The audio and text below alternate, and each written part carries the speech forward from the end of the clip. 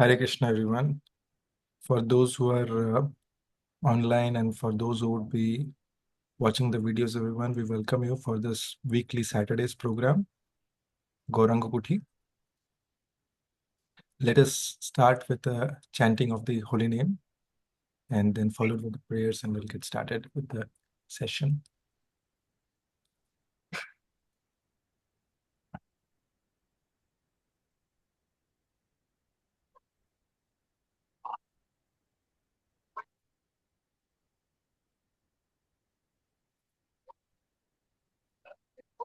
Jaya Radha Madhava Kunja Bihari Jaya Radha Madhava Kunja Bihari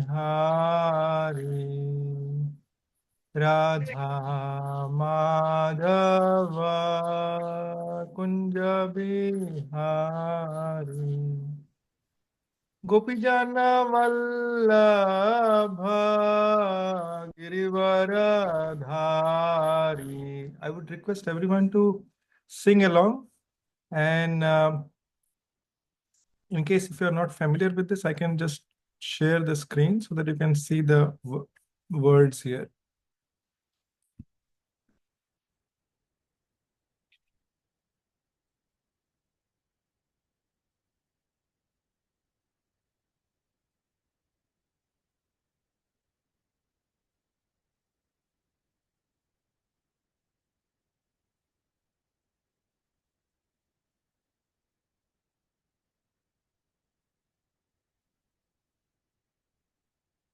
Okay, so I'm sharing my screen and you can see this here.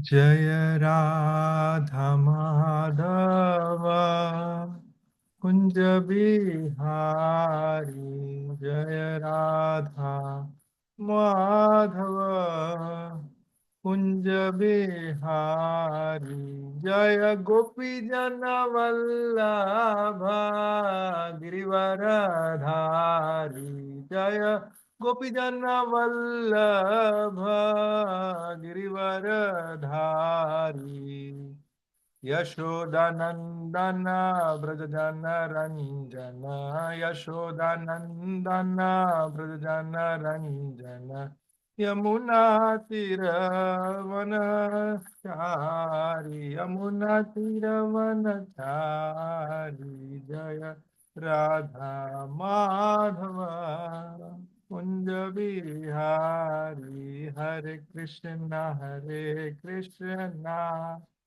Krishna Krishna Hare Hare Hare Rama Rama Rama Hare Hare Hare Krishna Krishna Krishna Hare Hare. Everyone please clap. Hare Rama Rama Rama Hare Hare Hare Krishna Krishna Krishna Hare Hare Hare Rama Rama Rama Hare Hare Hare Krishna Krishna Krishna Hare Hare Hare Rama Rama Rama Hare Hare Jaya Prabhupada Prabhupada Srila Prabhupada Jaya Prabhupada Prabhupada Jaya Prabhupada Jai Vishnupada Paramhans Parivrajakacarya Stottar Sata Sri Srimad His Divine Grace Abhay Charanarvinda Shila Bhakti Vedanta Swami Shila Prabhupada Ki Jai Jai Vishnupad Paramhans Parivrajakacarya Ashtottar Sata Sri Srimad His Divine Grace Shila Bhakti Siddhanta Saraswati Goswami Maharaj Shila Prabhupada Ki Jai Ananta Koti Vaishnav Vrinda Ki Jai कलयुग पावन हरे कृष्ण महामंत्र की जय।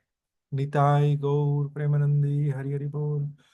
ओम अज्ञानतिमिरन्धस्य ज्ञानाञ्जनशलाखया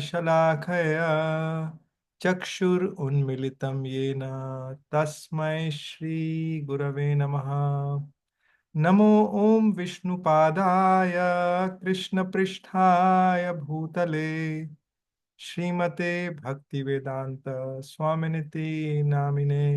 नमस्ते सरस्वती देवे गौरवाणी प्रचारिणे निर्विशेषा शून्यवादी पाश्चात्य देश तारिणे। जय श्री कृष्ण चैतन्य प्रभु नित्यानंद श्री अद्वैत गदाधर श्रीवासादि गौर भक्त वृंद। हरे कृष्णा कृष्णा कृष्णा हरे हरे, हरे राम राम राम हरे हरे।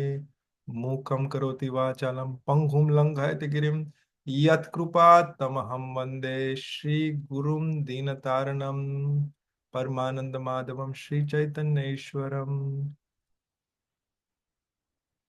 नारायणं नमस्कृत्यं नरं चैव नरोत्तमं देवीं सरस्वतीं व्यासं ततो जयो मुदीरयेत्।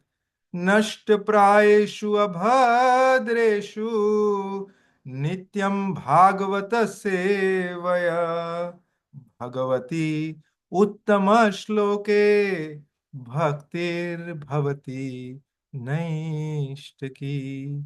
कृष्णाय वासुदेवाय देवकी नंदनाय च नंदगोप कुमाराय गोविंदाय नमो नमः।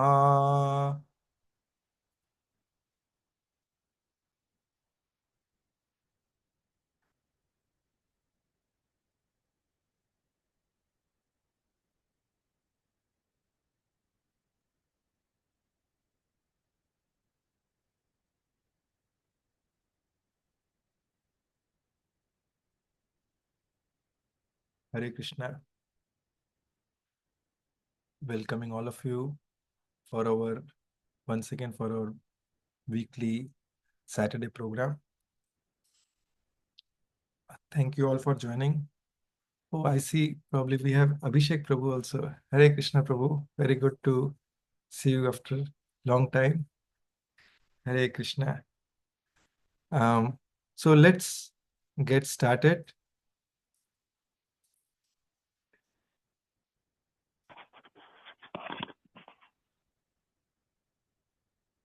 Is that Abhishek Prabhu or is that Kite Prabhu?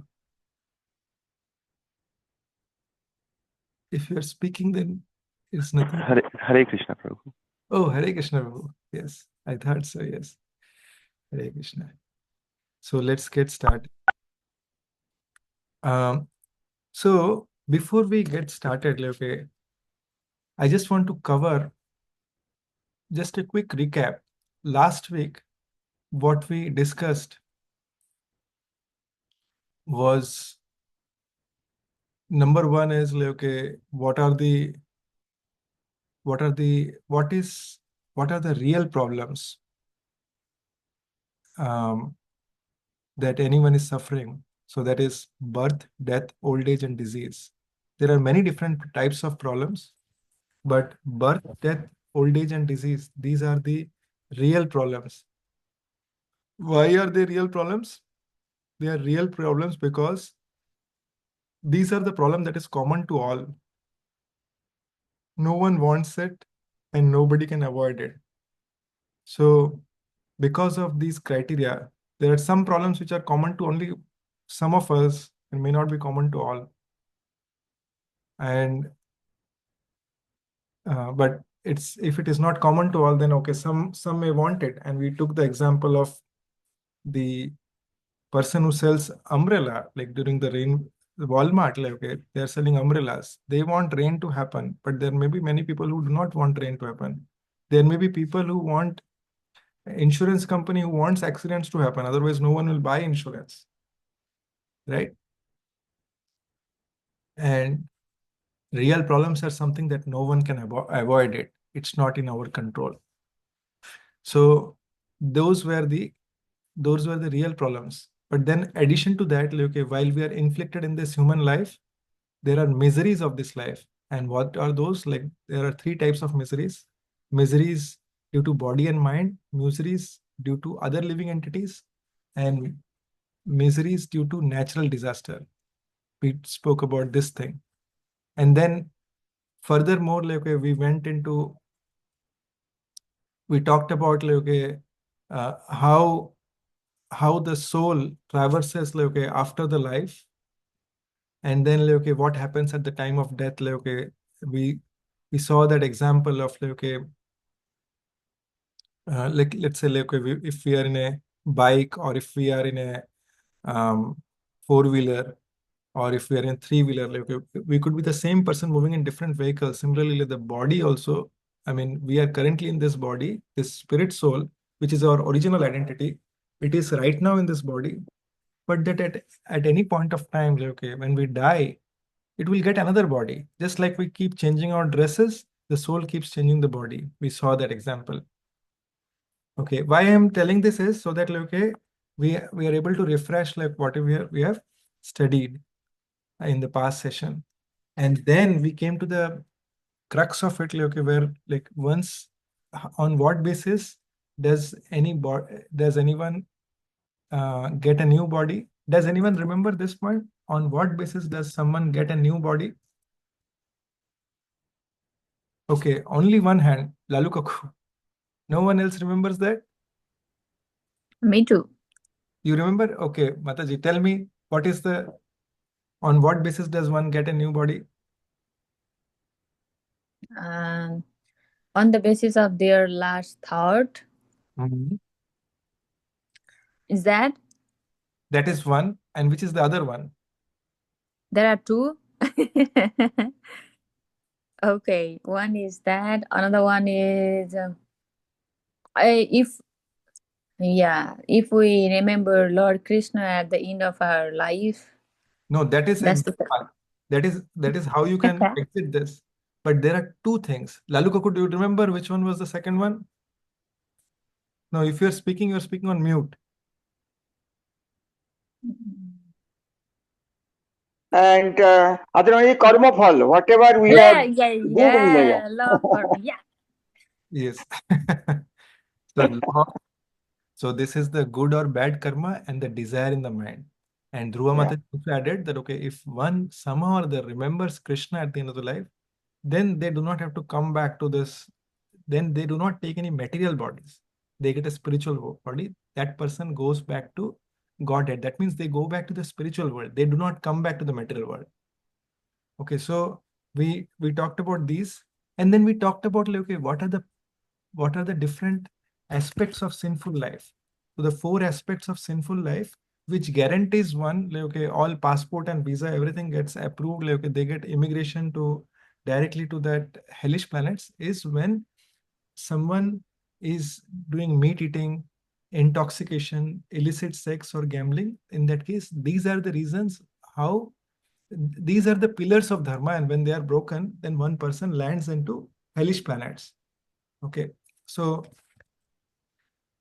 and then what are the things, like, okay, by which we do not have to go through this? That is, if we take good association, if we talked about the ABCDE rule: association, then books, like, okay, reading the scriptural books, like, okay, Srila Prabhupada books, then C is chanting, and D is diet, and then fourth is the seva. Okay, so we spoke about this aspect as well. So ultimately, like, okay, everyone wants a good life. Is there anyone, like, okay, here who would like to raise a hand and say that, okay, they do not want a good life? No, no one would say that, okay, I don't want a good life. Everyone wants good life.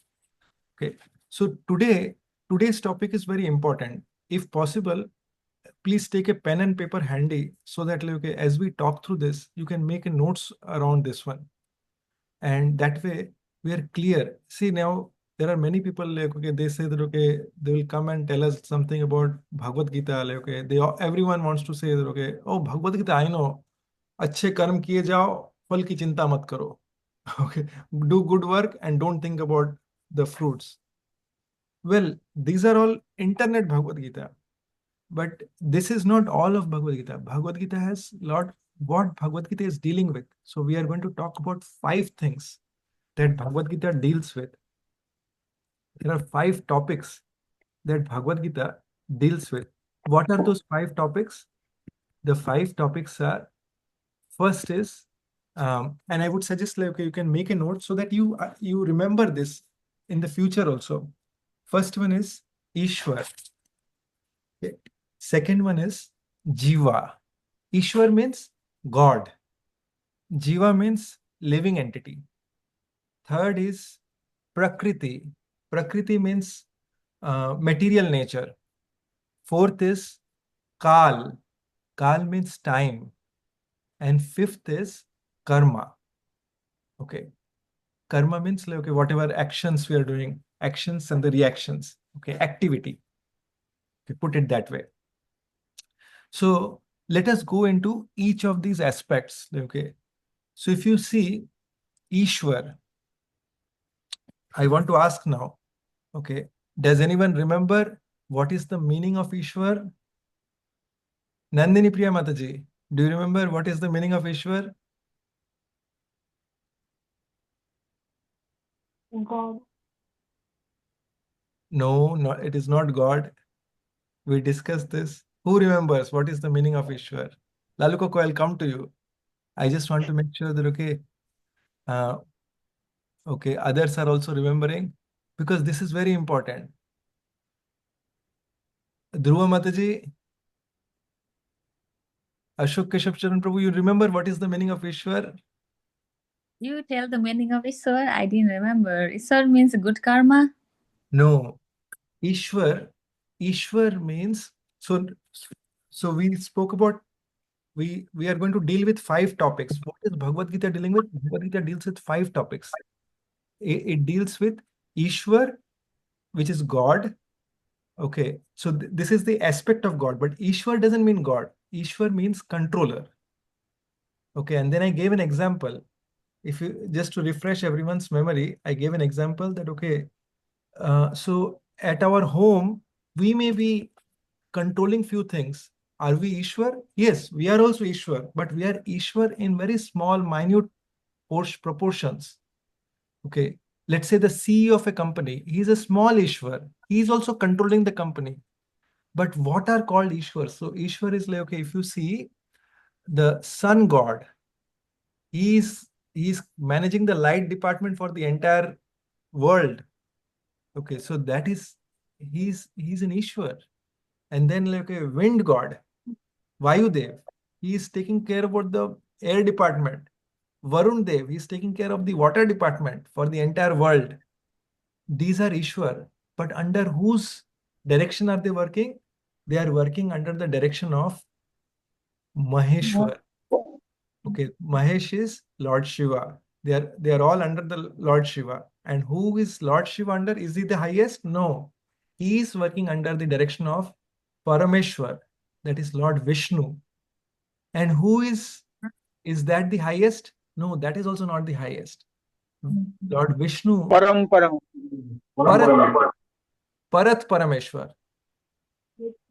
So that is Krishna. So Krishna is saying, Maya Dhakshena Kaunteya. He's addressing Arjun and he's saying, Maya Adhyakshana means under my direction, oh Arjun, this entire creation is running. Krishna is saying. Many times we get boggled, Arey, this person is creating so much havoc in my life. But why are we really concerned about the little tidbits? If we just focus on the highest thing, then in that case, okay, I will mute everyone just so that there is no echo. We need not be worried about like a single person or like my boss or like some household person who is creating trouble. when we are fixed up in focusing on the controller of the controllers, that is Krishna. So how do we understand this? See, on a day-to-day basis, we can see, think about it. When we see about these wonderful things in the nature, then we should know that behind everything there's a controller. Many times we don't think, like, okay, see, many times we know that in this solar system there are so many planets, okay, which are revolving in orbits, right? So many planets which are revolving in orbits. How is it that these ones are revolving in orbit? Are they just happening it all by itself? No. Behind, see, when someone cooks, right? Like, okay, when we go and eat some nice food, okay, then when we have good food, what do we think? That, okay, who made it, right? When we see a nice uh, when we see a nice mechanism, like, okay, a machinery, okay, we think that, okay, who built it? See, these days we use cell phones. Then we say, right, like, okay, oh, I have an iPhone. It is made by Apple company. By looking at, by actually using a product, we understand that, okay, who has made it, right? By eating a food, we start thinking about, like, okay, who cooked it. So similarly, in the nature, if you see, there are so many things that are around us. See, the sun comes up early in the morning. Okay, it comes at a particular time, it sets at a particular time. How is it that it is running in such an order? It is not running by its own self. And an intelligent person will always try to question, how is it happening? If you see the plants around, like, okay, there are so many varieties of food, right? The food items, there's so many varieties of vegetables that we get. I mean, think about it. How did the first one come into being? Did you make it? Did someone else make it? Did any scientist make it? No. It is there, out there. Krishna is saying in Bhagavad Gita that I am the, like, I am the source. Aham bija prajapita. I am the seed-giving father of all living entities. Even the vegetables, how they get nutrition, Krishna is saying that, okay, how I am giving them the nutrition. So the point that I'm trying to say is, like, okay, if you if there is an intelligent person, when they look at something, right, they try to associate with, okay, how is it come into being? So a child may think that, okay, that this the child may have seen a horse horse chariot, and when they actually see that, okay, without the horse chariot there is a car, there is a motor car which runs, he thinks, that is very nice. It is able to run without a horse or without any animal pulling it. But but a but an intelligent person knows, even though there are automated cars, an intelligent person knows that, okay, behind this engineering of this automobile there is a brain. Okay, and similarly, behind everything in this material, in this creation, there is a brain behind that, and that brain is where Krishna is coming into picture. That is Krishna. Like, under his direction everything is working.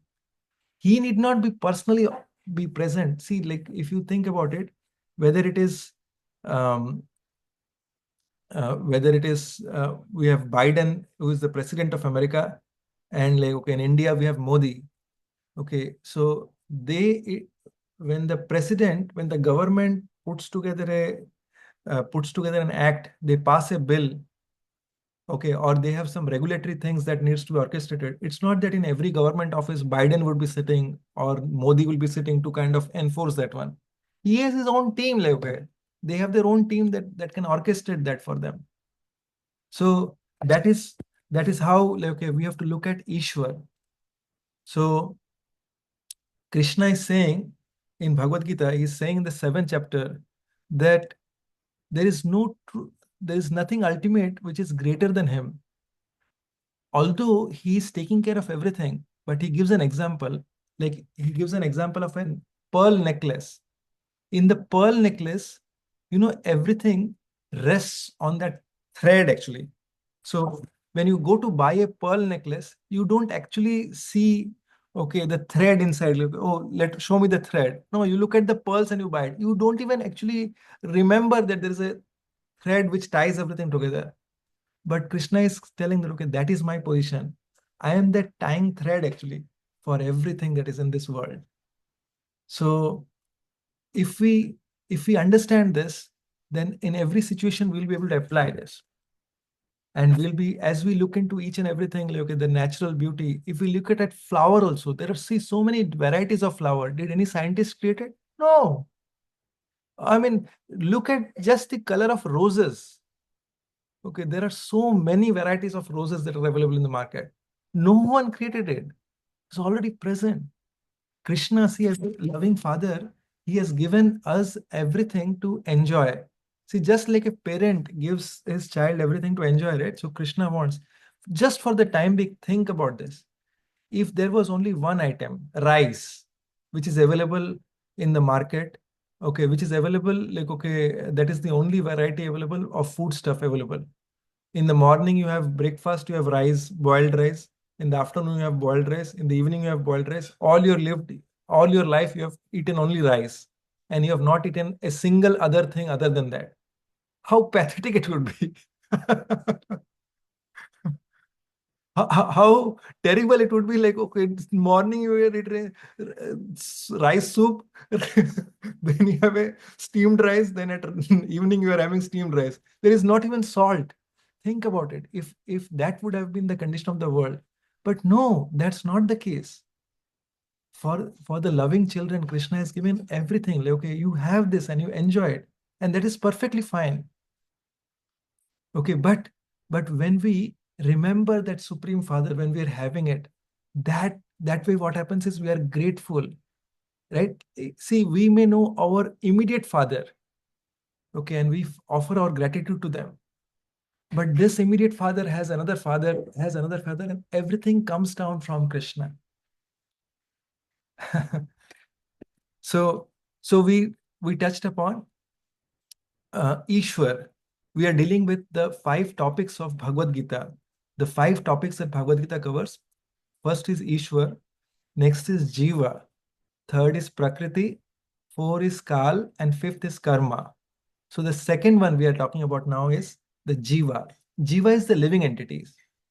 Now, the Jiva, Bhagavad Gita says, uh, that the Jiva is like the spirit soul, which is our original identity. Now, this spirit soul, it's eternally a part and parcel of Krishna, and it has the same qualities of Krishna. So how do we understand same qualities of Krishna? So it is like this. Krishna, think about it like this. Krishna is compared to an ocean of sea water. Okay, in the ocean, if you take sea water, what is the taste of sea water? It is salty. Okay, and now let's say if you take a drink seawater, which is a glass full of water, or if you take bucket full of water, or if you take a drop of water, the taste, composition, everything would still be the same. So if Krishna is that ocean of water, we are that drop. We are that minuscule, infinitesimal, small drop of particle. That is spirit soul. That is the living force within us.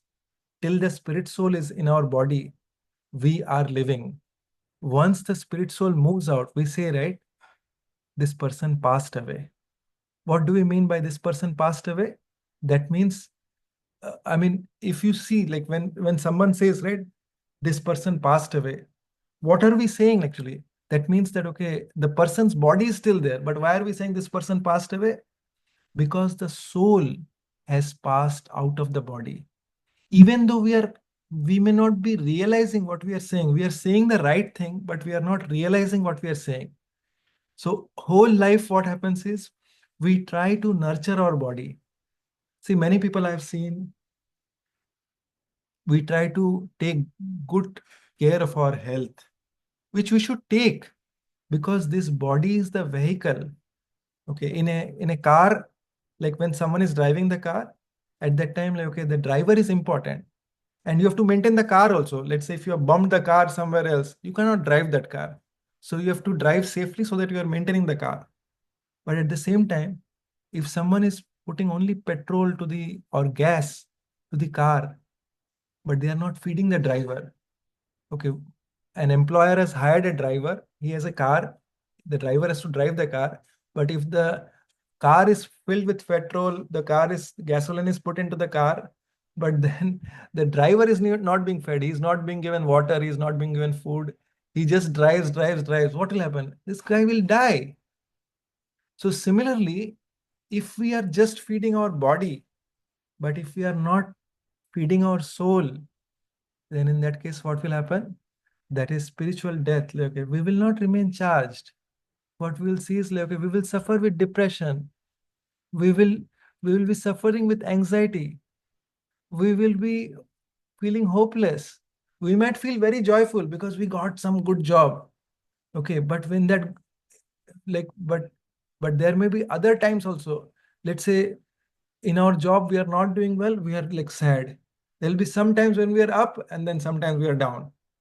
Good times, good times in our perspective that we think is good, we'll be happy. Oh, I got a new car. The car bangs and we make an accident, we are sad. Okay, we get a good job, we are happy. We lose our job, we are sad. So, but what happens is, if we feed the soul, then in that case, it is not like temporary happiness. In this context, I want to tell one thing. So, if it so happens that it is said in Sanskrit language, even in Hindi language, in English, there is no real exact word for that, but I will say, we say sukh and shanti, right? Many people, okay, they say, are you happy? And then we say, okay, I am happy. If we look at bodily happiness, like if I like to have a good, comfortable situation. So I might be in a comfortable setting at home. There is air conditioning out there. Okay, good light setup is there, good ambience is there. I have good food. This is what can make me happy, right? From a like what we think, okay, this is what is going to keep us happy. And this is what most of us are working for. Okay, some person may be working 10 hours, some person may be working 12 hours, some person may be working for 14, 15, 16 hours also. Because we want a good job. We want a high paying job, right? We are aspiring for that. And as a result of that, when we get that,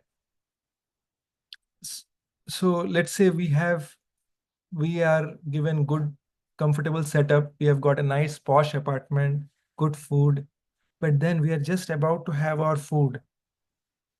Just think about it. I want you to listen very carefully, my dear guys. That is, we are just about to have our best food in the best comfortable setting, and suddenly we get a phone call. Hello, you just lost your job. Or, oh, your most dear person is just admitted to the ICU. They met with an accident. Now tell me, how many of you would be able to eat your food peacefully? How many of you think, like, okay, you'll be able to eat your food peacefully? Is there anyone who thinks? No, I'll not able to eat my food peacefully because that's I can't control my emotion, right? That's an Absolutely, emotion. Yeah. absolutely, absolutely. Do others also agree with that? Yes, I agree with her. Agree, right? So is there anyone who doesn't agree with that? Anyone says that, okay, I can still eat my food comfortably? No. No. No, right? So the point is, the point that I'm trying to make here is, see, although we had the most comfortable luxuries that we are all aiming for, that we all aspire for, See, this is our target, right? We want the best job, we want high paying salary, we want this. That is why we go to the best universities and we are trying to get the best of the things, right? But still, we are seeing that when we get a bad news, at that time we are not able to enjoy that. Why is it? It is because at that point of time, our mind got disturbed. Our mind got disturbed. And because our mind got disturbed, even though our setup was best that we were aspiring for, we failed to enjoy what we were actually looking for to enjoy. But human minds react like that, no? Human minds react like that. And Yeah. the real question is, how the thing is, what Bhagavad Gita is teaching us is, see, the mind can be the best of our friends, and the mind could be worst of our enemies. Okay. Question is, do we want to make the mind as the best of our friends, or do we want to make it the worst of our enemies? I will give an example. There are many times, and I told this example earlier, okay. This is a very true incident. Please hear this very carefully. I shared this about 8-10 classes before. This is a true incident from Germany. And one of my very dear devotees, he shared that, okay, his father's friend used to work for German railways.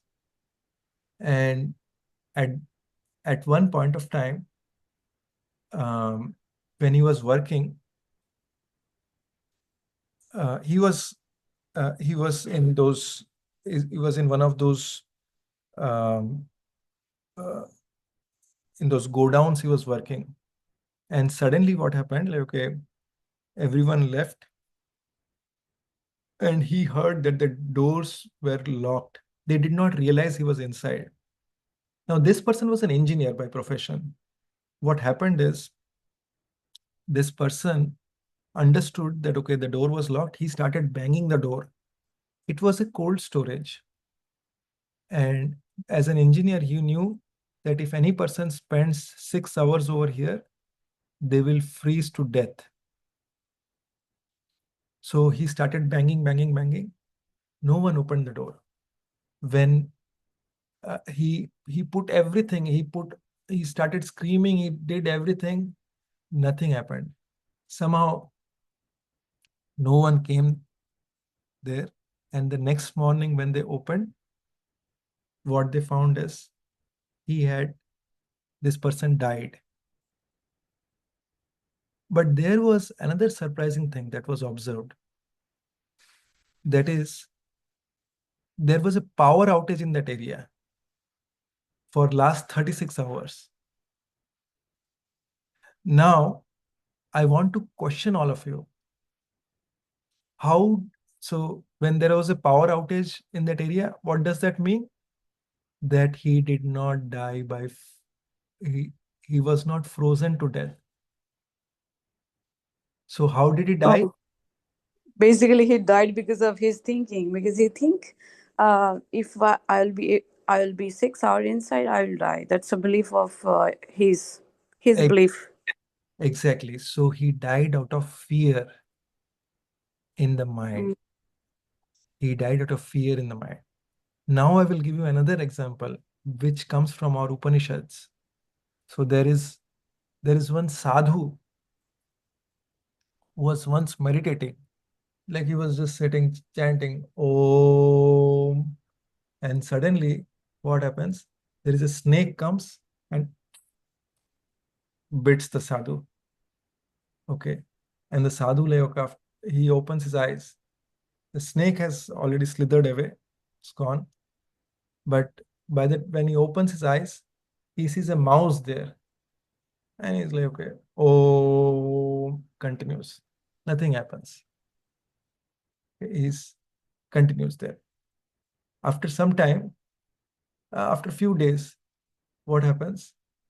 The sadhu is again chanting. Oh, sadhu is doing well actually. Nothing has happened. After a few days, again sadhu is chanting. Oh, this time the mouse comes and bites the sadhu. The sadhu opens his eyes. He sees a snake there.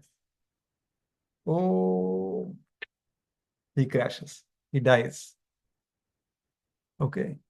So, question is, how did the sadhu die? It's so funny. Yeah. Sadhu died by biting a mouse, but he think in his mind, maybe the snake bite me. Yes. Now I want to tell you a real incident that I know someone um, in the this is I know someone in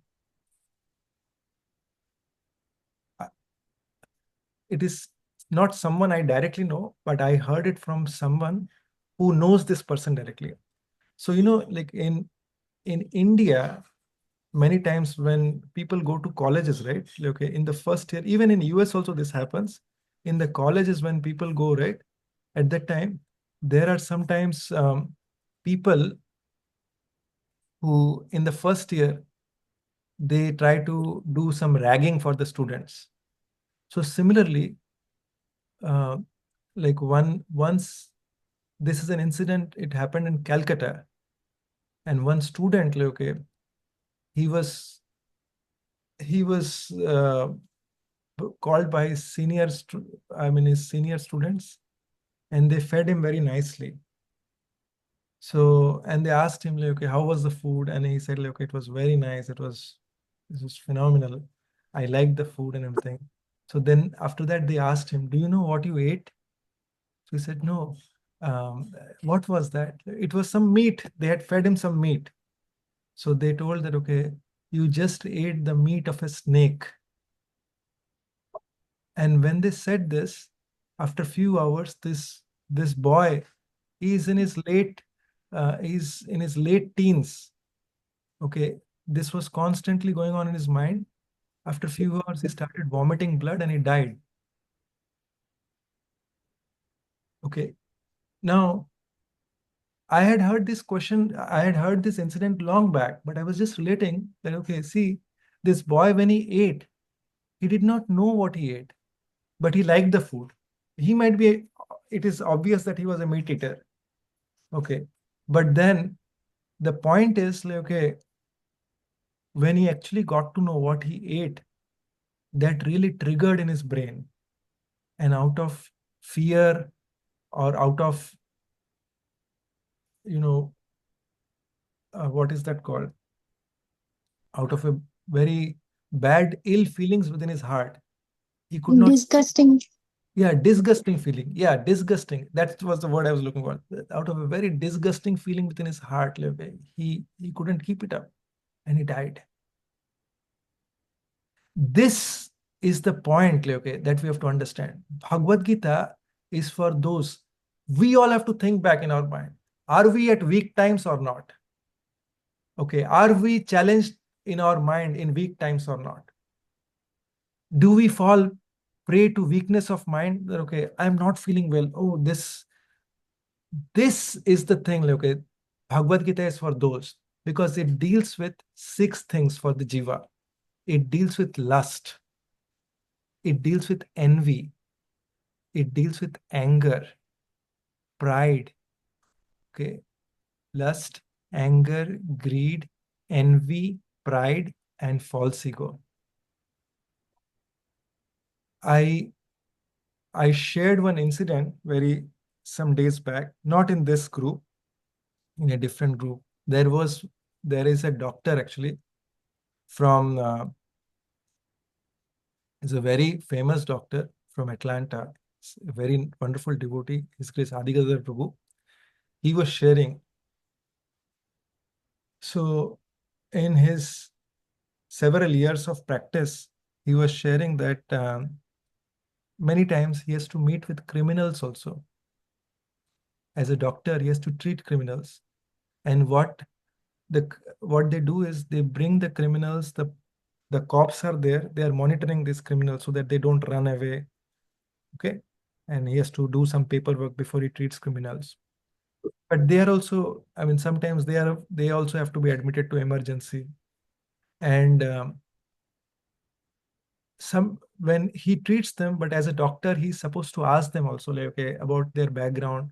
So sometimes, like, and many times he asks the patients, okay, by the way, why are you in jail? And then these criminals,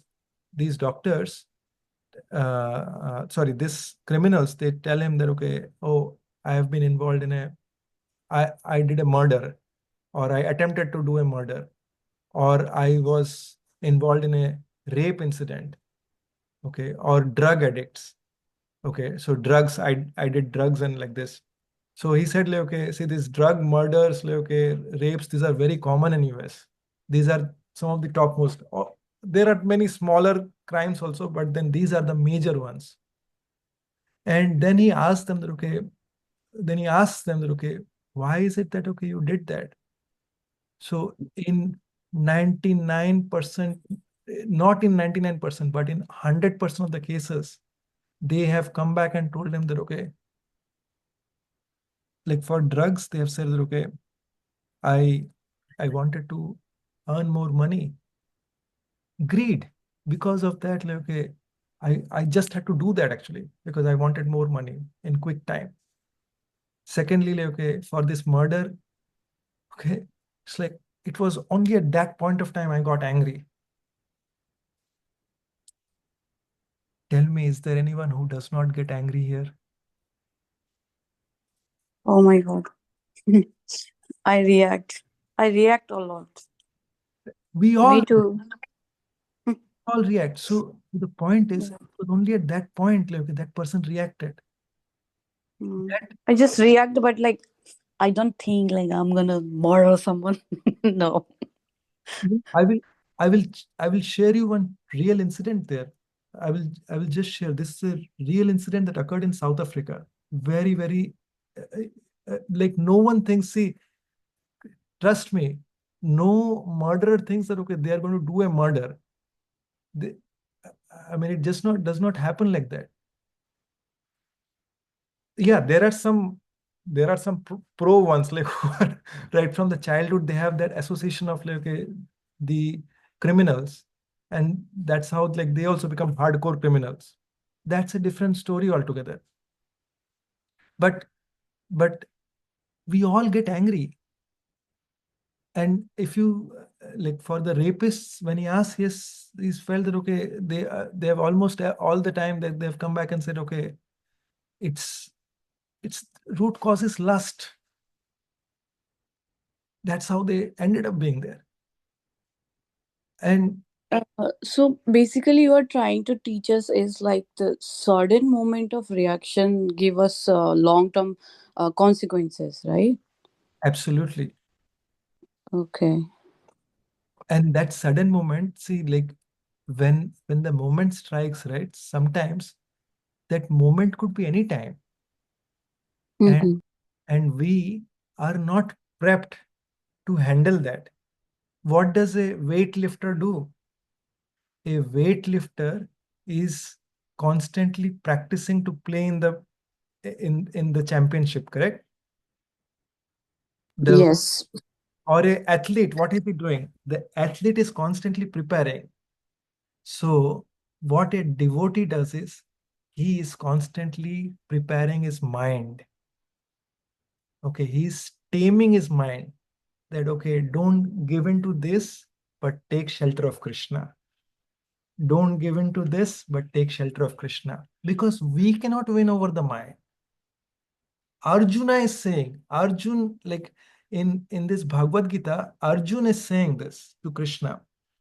See, now, before we go to what Arjun said, I want to give you the profile of Arjuna. Arjuna's profile is, he is a family person. Okay. He is not a sannyasi. He is not a monk or a brahmachari. Okay. He is a family person, a grihastha. Okay. But as his profession is, he is a warrior by profession. He has killed like he has fought battles, he has defeated Indra, he has defeated Lord Shiva, who actually controls the material world. He has defeated him, and then he is he is standing in the war in Kurukshetra, about to fight with all the Kurus. Okay, we talked about like who are the Kurus in the prior class, but these are the sons of Dhritarashtra, 100 sons, and plus they have a far greater number of army soldiers in their party. Arjun is standing there, and he's having a weak moment. He does not want to fight. Now he is not. He does not want to. It is not that he does not want to fight because he thinks he will lose in the battle. He is competent enough to fight. He has already defeated these people earlier when they were in uh, incognito mode in the forest. At that time, he already defeated all of these people. But he is feeling compassion for them. Like, okay, oh, how can I fight with them? He is not thinking that, okay, how they have been treated earlier and things like that. That those things are not even crossing his mind. And that is how a devotee's nature is. The devotee is always compassionate. He wants to always give. He wants to always serve everyone. And in this situation, Arjun is asking Krishna what to do. Um, I'm just can anyone remind me like, okay, so before this, what did I say? Like, okay, I was going to share something and I'm just trying to recall. I lost my frame of thought. I wanted to give Arjuna's introduction for what purpose? Can anyone remind me?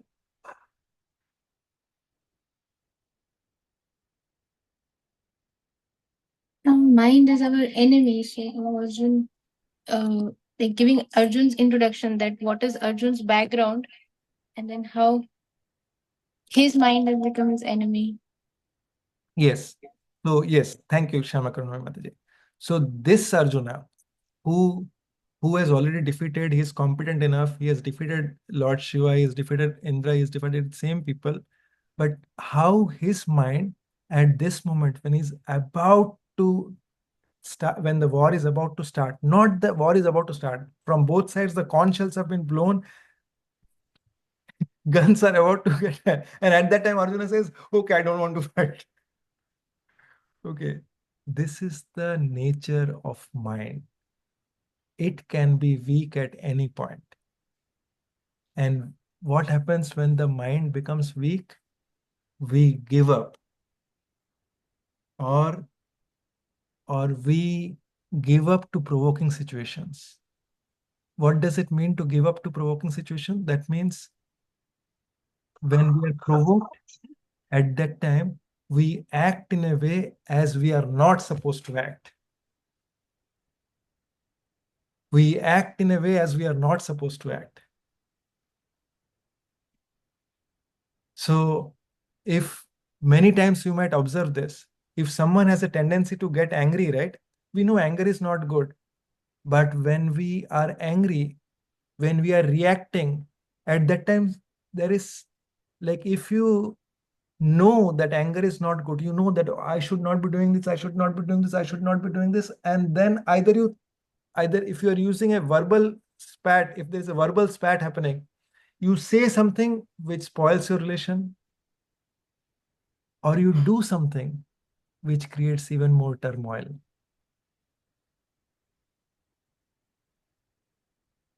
Is this relatable? Does anyone think that you are able to relate with this? Yes, I can relate with my parents. Like sometime out of anger, I say something, but after 30 minutes, 15 minutes, I regret. Oh my God, these are my parents. I shouldn't have said that. I Yeah, should be respectful towards. Yeah. exactly. So this is the nature of mind, because the mind, what it does is, it when provoked, the mind tends to react in a way which can be catastrophically harmful for us. So Krishna is saying that this mind, and I can tell you, like, okay, this is Rupa Mataji who spoke. Yes, I'm Rupa. Okay. So this is, Mataji, I will tell you one thing, that you have been very honest sharing this, but this is a problem with most of us in this material nature. And we may have different provocations. Okay, but this is the nature of the mind. And Krishna is saying that the mind, um, the mind is put into such situations, and we all tend to get provoked unless and until we are taming our mind. So we will talk about how to tame the mind, because that is very, very, very important. But before that, let me come back to this. We started with the 5 major topics um, that were there in that are there in Bhagavad Gita. First one we spoke is Ishwar, God. Second one we spoke is about Jiva. This is the one, the topic that we are talking about is the Jiva, which is the living entity, which is the spirit soul. Okay, and the spirit soul, no matter, okay, it could be a small particle, okay, compared to the ocean. Like we are just a drop in the ocean. It is just like a particle of gold also has the same chemical composition as the box of gold. Similarly, we are also small, we are minute in quantity, and we are subordinate, like small Ishwar. We are small controller. And as small controllers, we are trying to control nature. Someone is trying to control, okay, at home, they want to be the controller. Someone is trying to be a boss at office. Okay. And we have this tendency to control because this tendency is there in Krishna.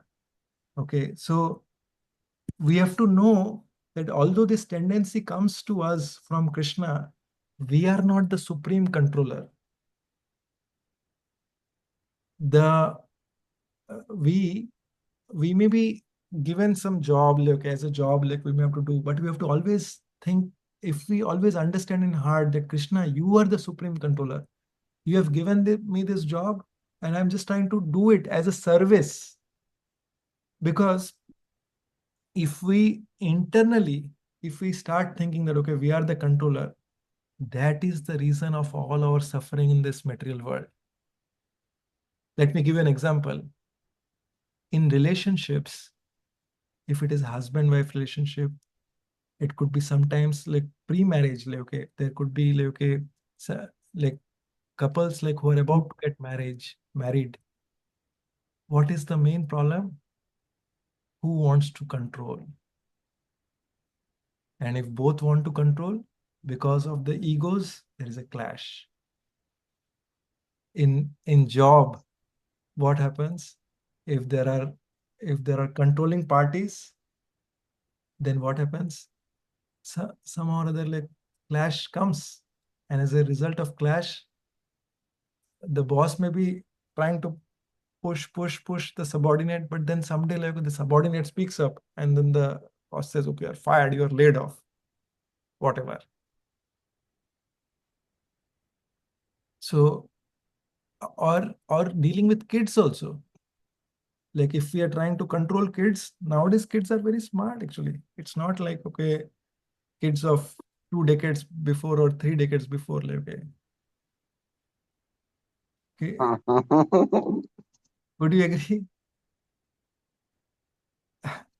So that is, they are very smart actually. They are very smart. You cannot. Dear sir. Yeah, we have Hira Prabhu also. So Hira Prabhu, you would agree with that?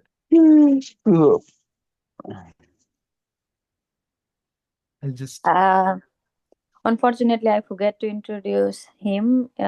He's from Nepal, and he's my brother. And he is businessman, and he has a great, like, highly spiritual person.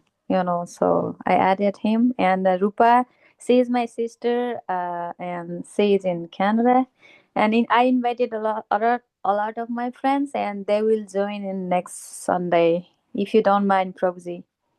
Sure. Hare Krishna. Thank you for your Hare wonderful Krishna. services, Mataji. Thank you Thank very you. much. Nice to hear many nice things from you. Thank you. Lot to learn.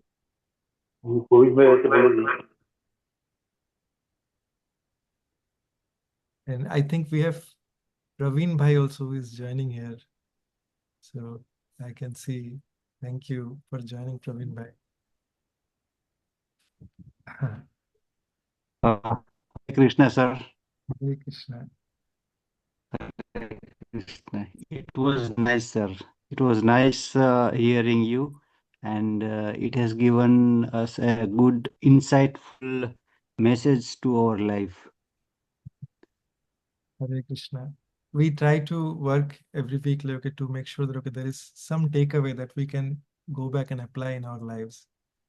So there are few things. I'll take 10 more minutes and then we'll wrap up this today's session. Thank you, Praveen Bhai and uh, Hira Prabhu, as well as Rupa Mataji for joining, and thank you, Dhruva Mataji. So we spoke about two of the aspects, the Ishwar and Jiva. There are three more aspects, Prakriti. So I'll speak about. Yeah, I will just mute everyone. So Prakriti is the material nature. So this material nature is very, very important to understand, because it is, many use this term, Brahma Satya Jagat Mithya. So that means they say that okay, whatever this world that we are staying is false. So it is not false, it is real, but it's just that this world is temporary. Where we are right now, it's a temporary, because our existence is temporary, and everything that you see in this world is very temporary. If we build a good house, right, what will happen is over a period of time, okay, by the time we live, or even after we die, at some point of time, it will slowly, you will see it will start depreciating. Even if you grow some crops, it is not that okay, once you put a crop, like, okay, then it will keep giving. No. It is just that as soon as the season is over, as soon as the rains are gone, like, okay, then they are nourished by the rain and they are gone. Okay. Similarly, in this Prakriti, everything is temporary. It is working as a cycle. So it is eternal. It will be constantly be continuing to do, but it is not false. But it has to be, it is happening under some controller. And here Krishna is saying in Bhagavad Gita, Mayadhyakshena Prakriti, under my direction, this Prakriti is working. We think that, okay, we get all this nice vegetables, this, like that, oh, we got it. But no, it is all happening under a direction, under the direction of the material nature. Okay, Prakriti, see this, Prakriti is a female. Okay, it is, and the just like a wife is controlled by the husband, so this Prakriti is controlled by the Supreme Lord. Okay, and she is always subordinate to the Supreme Lord. And this Prakriti, we will discuss this further in detail. It acts under three modes actually, Sattva, Raju, and Tamogun. Okay, we will discuss this, what these gunas are in future. But then now, just for an overview perspective, I just wanted to mention, we discussed already on the three aspects. We'll discuss the next one. This is Kal. Kal is time. And Krishna says in Bhagavad Gita, Kalosmi means Kal Asmi. I am Kal. I am time. If you see, there are many people who are very proud. Okay, I have seen in my life, there are many people who are very proud. Oh, will you come to the temple? There is one person, okay, he came to a temple.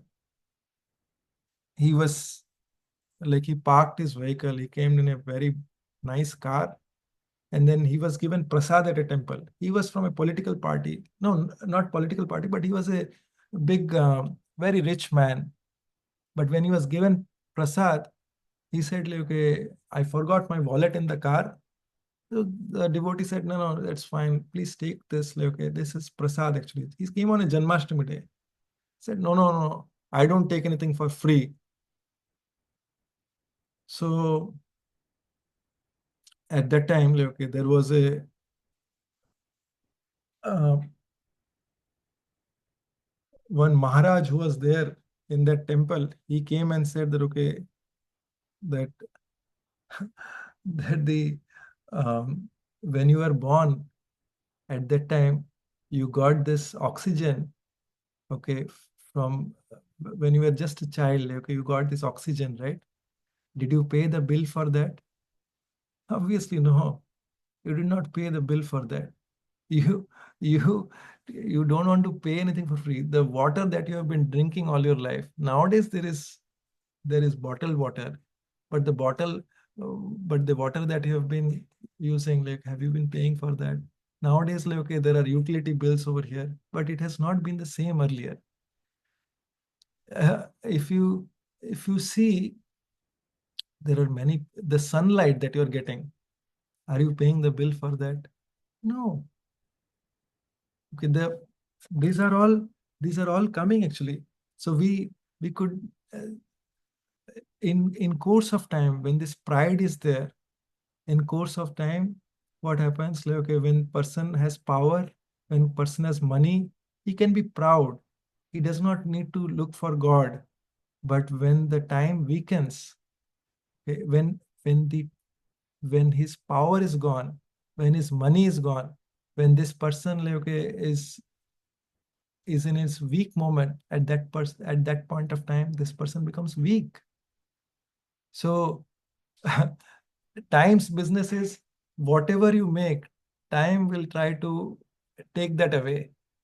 You can make a nice house, but once it is old, like, you will see, it will start depreciating. We can have a very nice body, but in the influence of time, that body will be depreciated. That is the influence of time.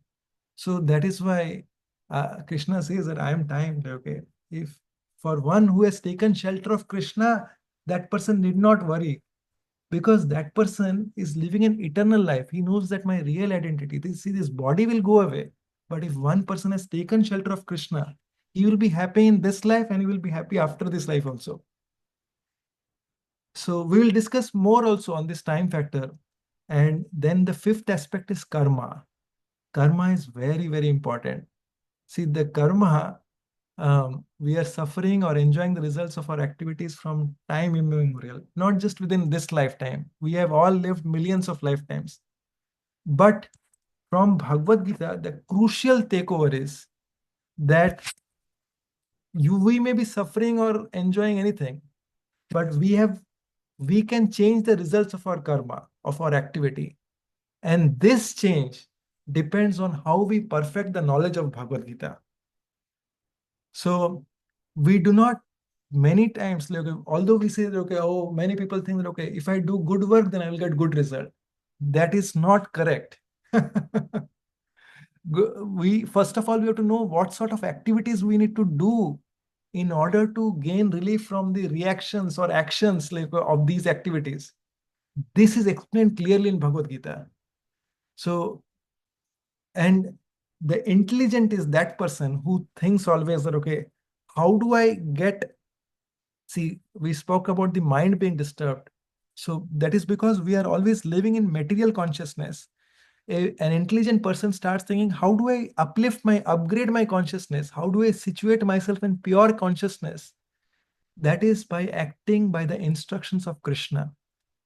When we understand, okay, how do I understand those verses, the Bhagavad Gita, what is saying, applicable to my life? That is important.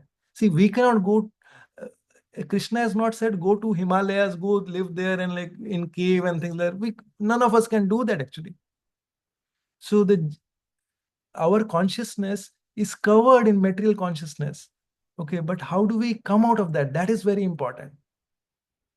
Otherwise, what will happen is we'll be entangled in our actions and reactions, and we'll be always subjugated, okay, to difficult situations. We,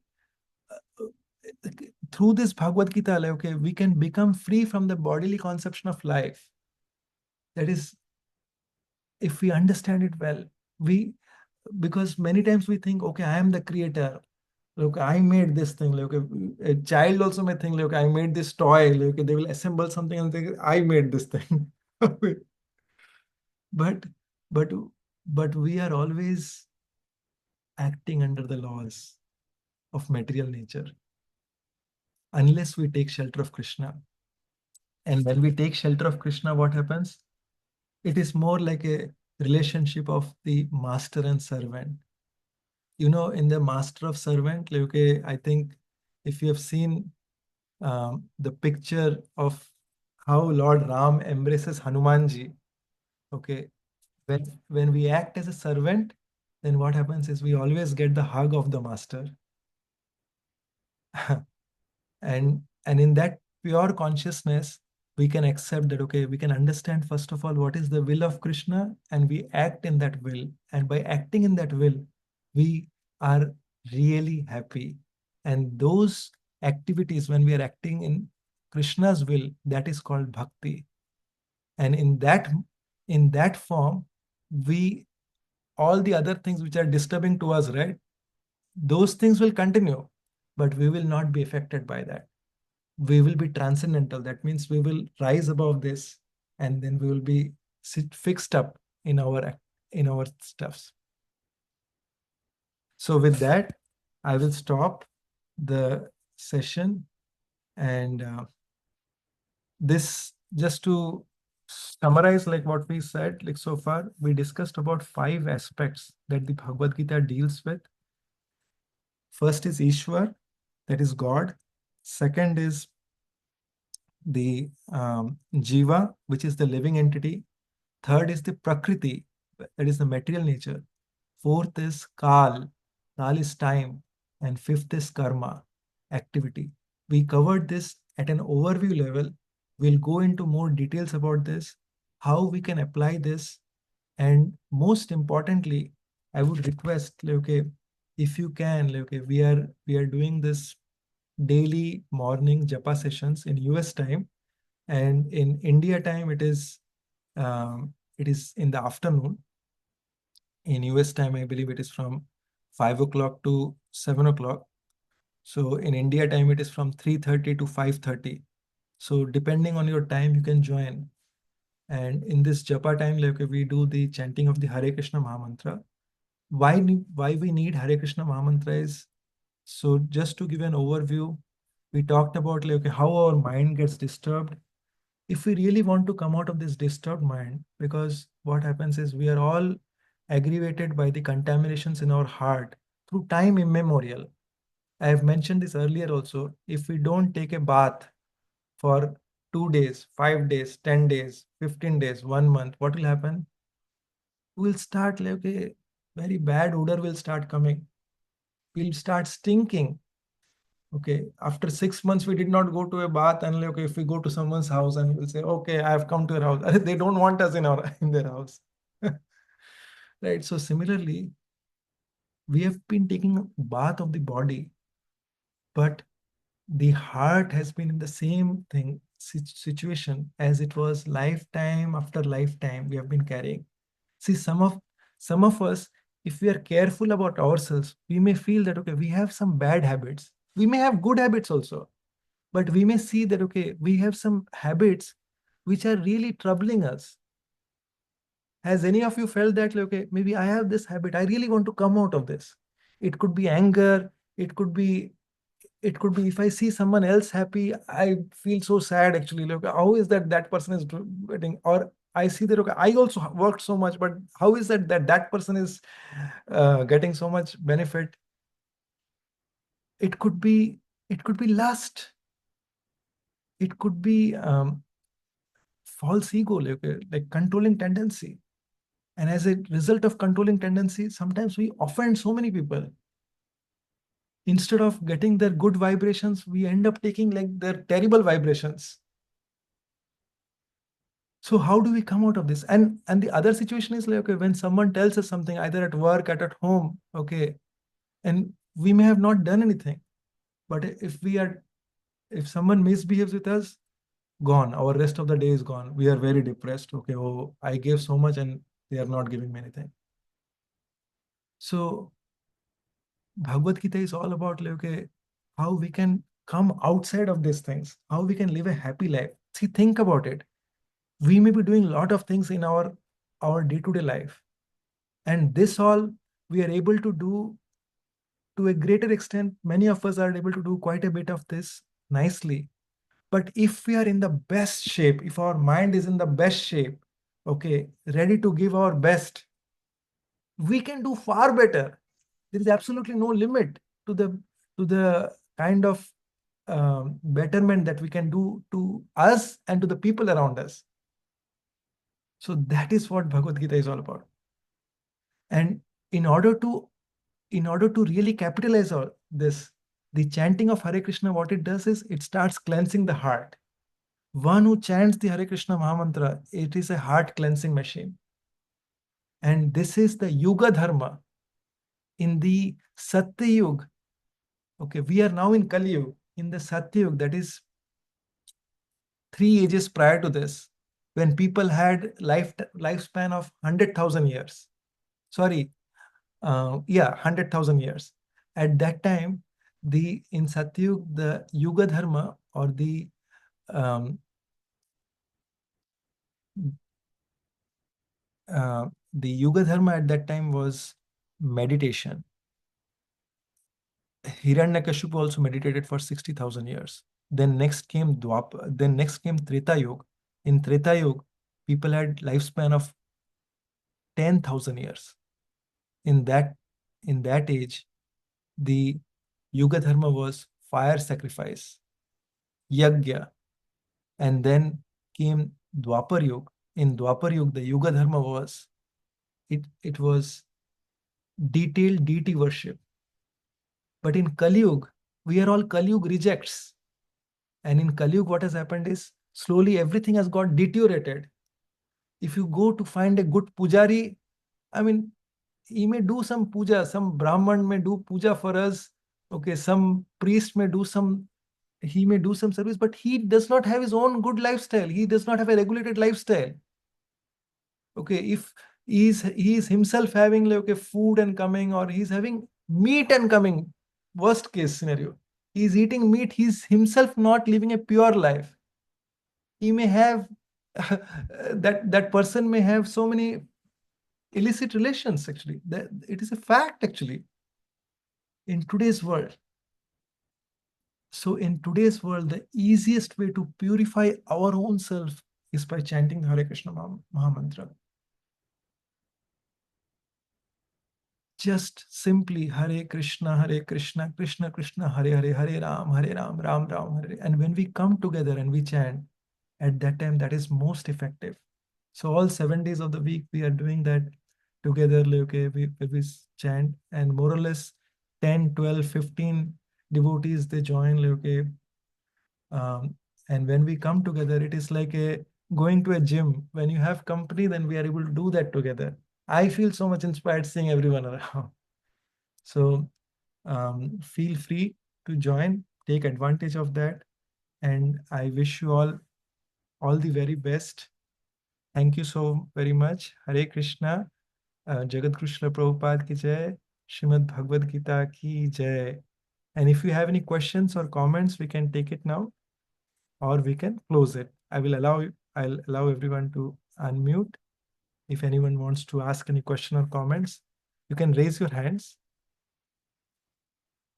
Okay, I see Lalu Kaku, you have. As anyone else has, I'll just quickly check around.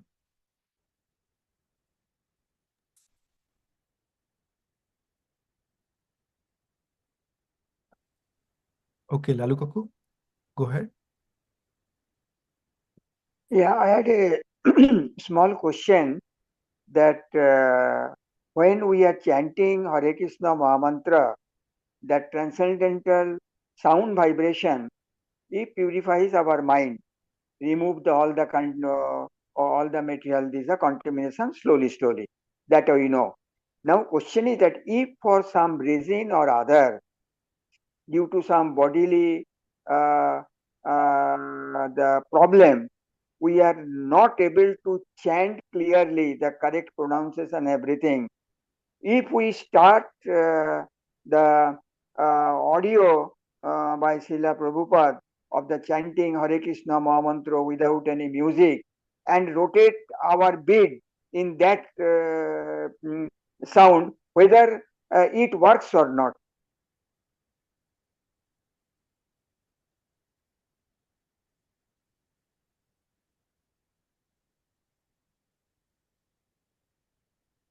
Hare Krishna. So the ideal is like we should be chanting. We should be chanting. What the chanting does it? Yes, as you said, like, okay, it purifies our heart. It purifies our intelligence, which acts upon the mind. So when the mind is provoked at that time, by if we when we are chanting the mantra, at that time our focus should be in hearing the mantra.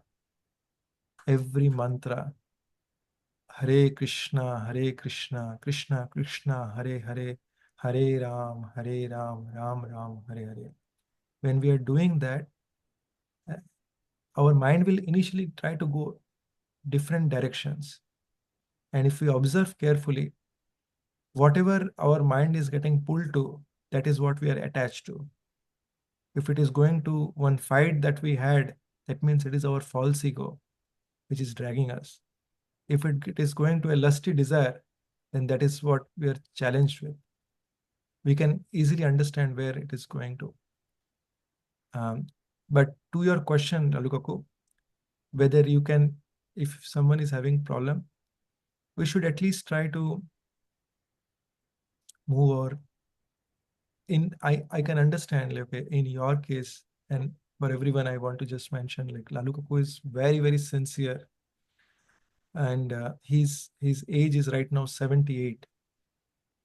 So from your perspective, like, okay, you can constantly hear, try to move your lips even if you are unable to chant, because I know you have a throat problem, and continue to do that actually.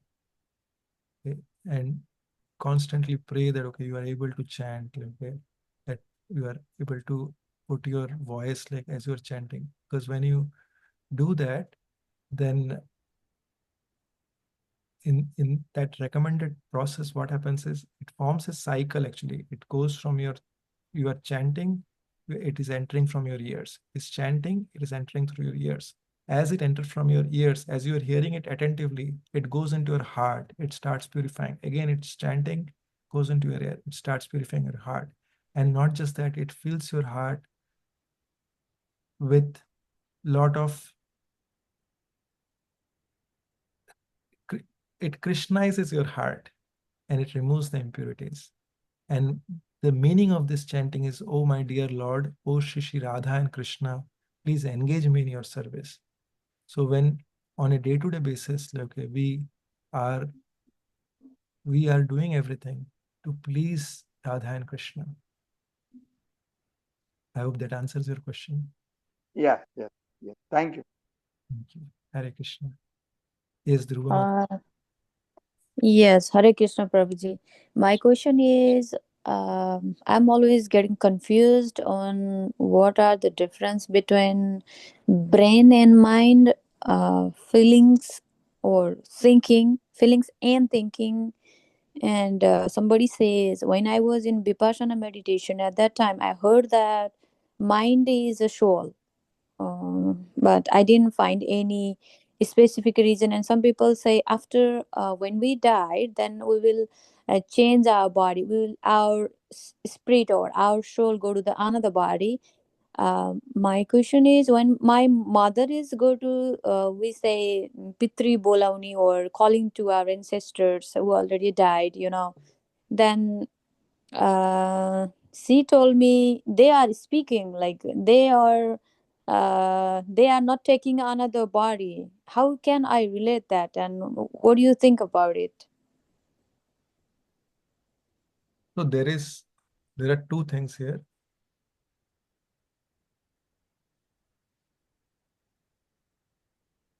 So the mind is not the soul. There is, Bhagavad Gita clearly tells that the soul is the living force. It is somewhere in this place, like near the heart. Okay.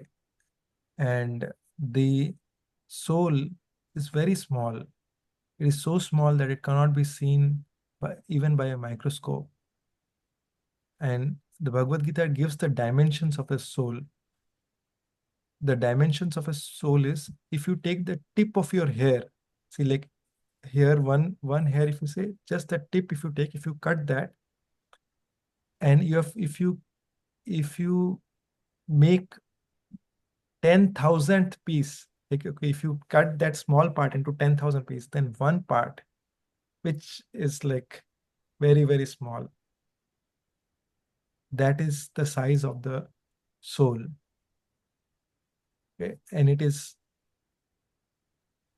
the living force of the body. Now, many times, like, okay, many people who invite, like, okay, these other souls, there are many souls actually.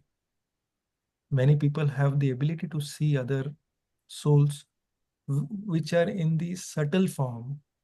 So there are many souls who may, uh, the Garud Puran explains that, okay, when someone leaves the body for 12 days, they may still be around because they get some time before they can wrap up, like, okay, their existing place, and then they move forward in their next journey. That is a time given to a soul, and it is not like 12 days. Basically, it could be like, okay, um, it is not exactly 12 days. It could be from 0 to 12 days, depending on different souls, how much attachment they have. Because when the soul is leaving from the body, they have a lot of attachments. And because of these attachments, like, okay, it is very difficult for them to uh, move forward.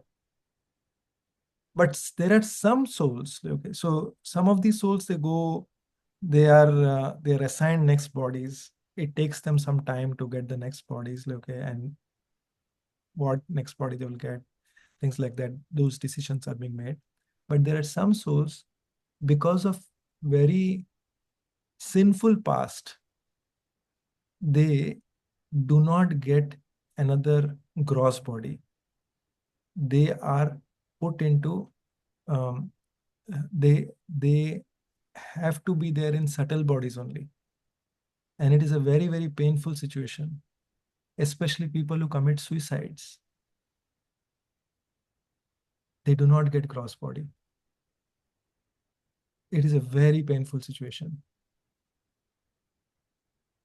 And under those situations, like, okay, um, yeah, I mean, those who have those abilities, because these are all, when someone is calling some lower energy, they can call and they can connect with them. That is how it is. These are different. These are different siddhis actually. Okay, they come in like tantra sadhana. Yeah, if they already took another body, then they are not able to speak with us. Like our ancestor, they are not able to speak with us, right? Absolutely. And they took their another body according to their karma, according to their past actions, right? Yeah, my grandmother and grandfather, they are speaking with my mother, or whenever we go for calling them, they are speaking with us. That means they are not getting a body and they are in some, like somewhere in very difficult situation. Yeah, but you don't know also see, in that case, like, it also happens like, okay, it is the authenticity of the person also who is doing this, right? Yeah. That also comes into play, right? Because it is if it is all just about trusting this person, we don't know how authentic that person is.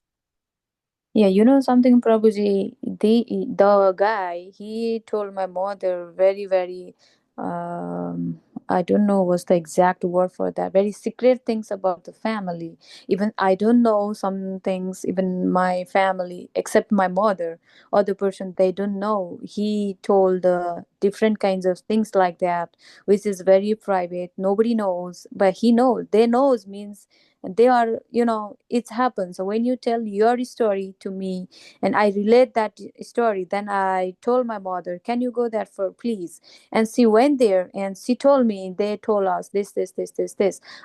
When you share your experience on that basis, and you I told my mother, and she also told me same things, when your wife saw your son and the body laughing, you told me last time, that's the same thing. And nowadays I'm so confused. The our soul is in the form of in the form of, mm, the taranga wave. Yes. Yeah, either in the form of wave, or how they talk to the person who died before 40 years, died before some people, Yeah, one no. of my brother, he was, So, yeah. see, there could be many other things, because there are people who have these siddhis of knowing other person's mind. There are various type of siddhis. These are there actually. One person can read other person's mind. That is also there. So, like, if it is 40 years or 30 years, 20 years, then they would have definitely got a body actually. But they say they don't get, like, they are speaking, still they are speaking to the person, that means they don't get that body, right? There could be various things actually. So there are ways to kind of make sure that okay, that they are relieved actually. There are, like, is especially like, okay, if your parents are chanting, like, okay, they will be benefited. Then there are some shraddh activities. If those are done, there are some things like, okay, that are recommended. I can share with you if you want. So that Yeah, I want to know about that too. I can share those. Yeah, I think I have another question, like, what's the difference what the mind and brain do? It seems like similar, but I'm always getting confused on that, what the difference between the mind and brain. So the brain is the physical, the gross representation, okay, that is there. Gross means that which you can see, which you can touch. Okay, we don't touch inside the brain, but like, okay, if required, we have access to touch it. Okay, that which is seeable. Okay, the mind is subtle. Subtle means that which we cannot see, but it is acting.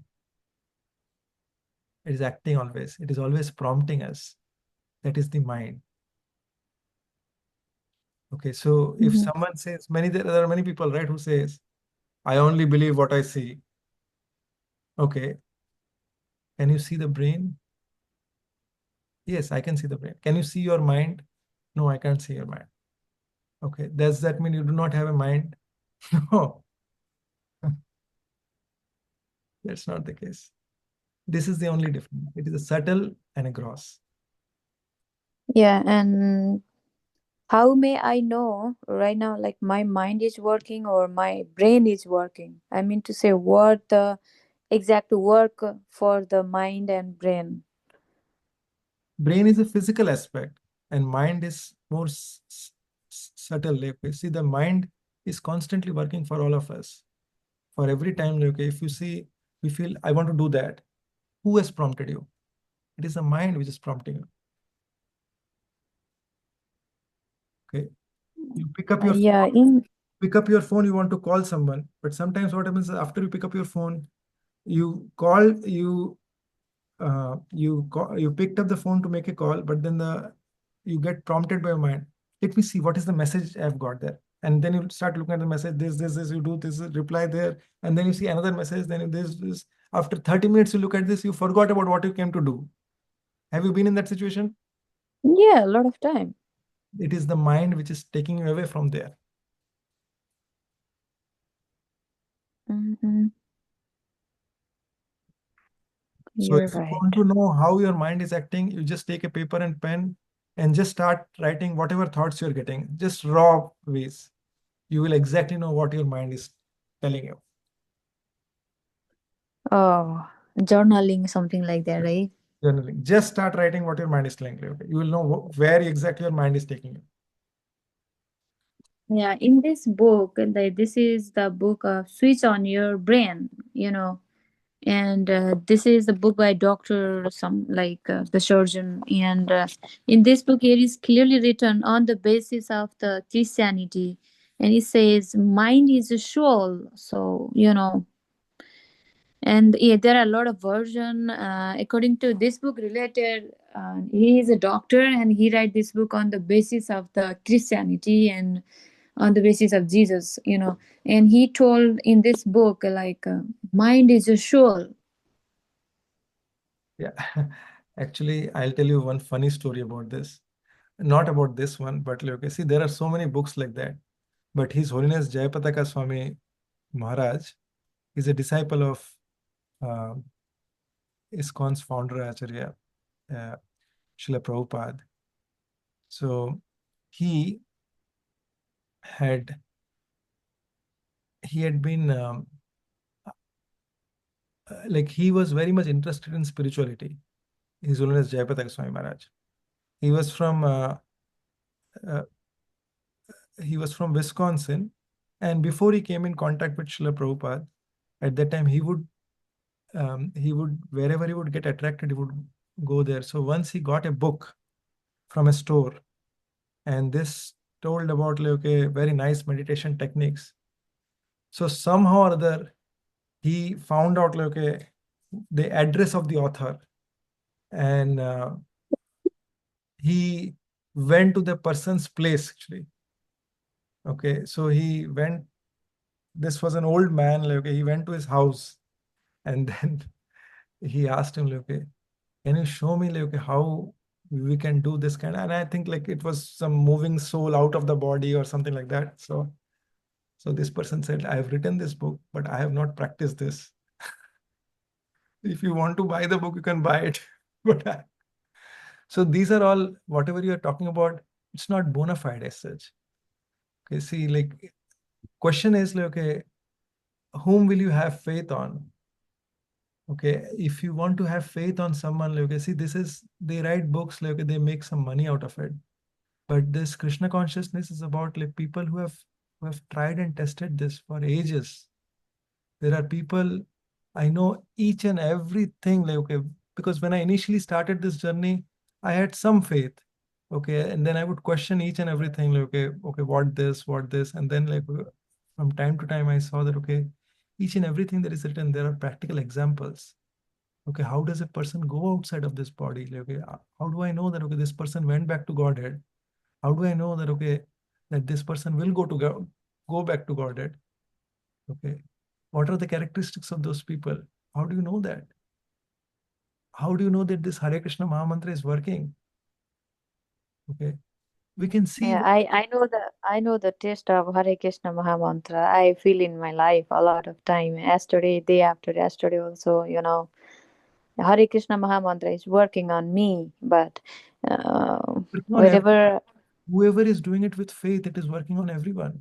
Whoever is not doing it faith, also it is working on them also. What to talk about those who are doing it with faith? yeah, you're right. You're right.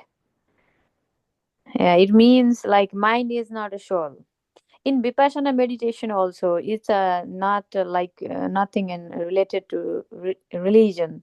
It's of course Buddhist follow that, but I was very long time I'm practicing Vipassana meditation, and all the time they said mind is means soul, mind is means soul, and that's why I asked you that question. I want to hear from you. What do you think about that? It is not. It is not. It is. See, it is like this. Like, it is a lower form. See, there are a lot of spiritual practices, but there are grades of that. There can be one who is a first grader, second grader, third grader.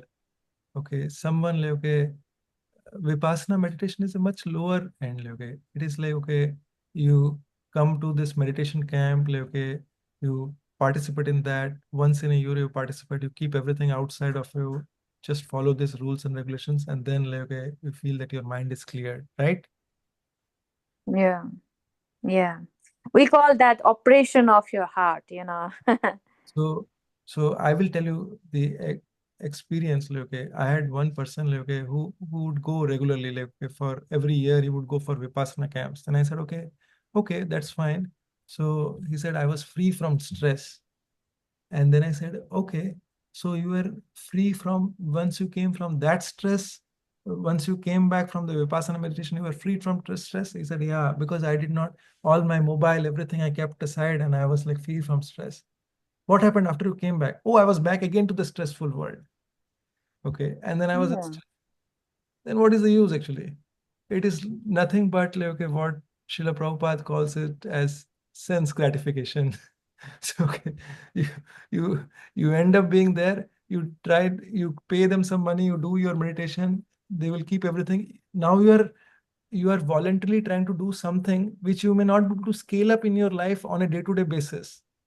And then when you are outside of it, you are again in your back to original form.